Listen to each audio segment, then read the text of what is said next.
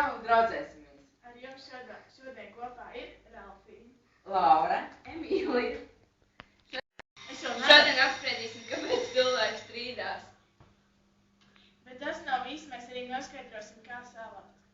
Un mūsu pirmais viesis būs Elvis. Sveiksim ar aplausiem.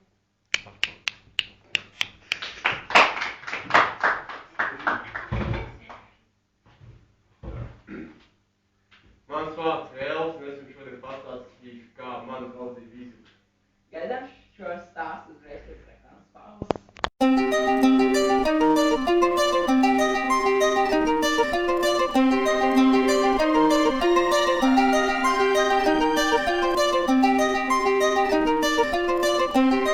Esam atpakaļ ēterā. Nu tad tagad turpināsim un uzklausīsim mūsu šodienas viesu stāstu. Paldies jau par šo laiku. Jūs jau redzat, ka esmu samērā būdīgs cilvēks.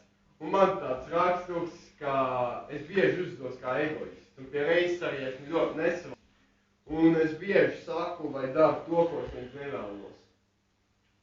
Nu jā, interesanti situācija. Un kā viss beidzās? Vai ir salvāri? Diemžēl nē, mēs vēl tagad bieži strīdamies. Un kā tu domā, kā šo situāciju atrisināt? Nu, es nezinu, visticamāk, ka man būtu jāaiziet un jāatvainojas.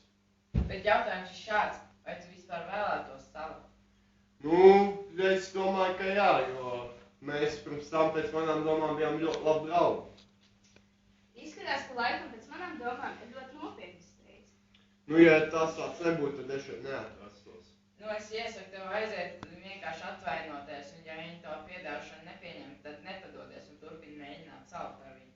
Nu, es mēģināšu, bet, solīts tāpat neko nevar. Paldies jums par šo stāstu un uz redzēšanos.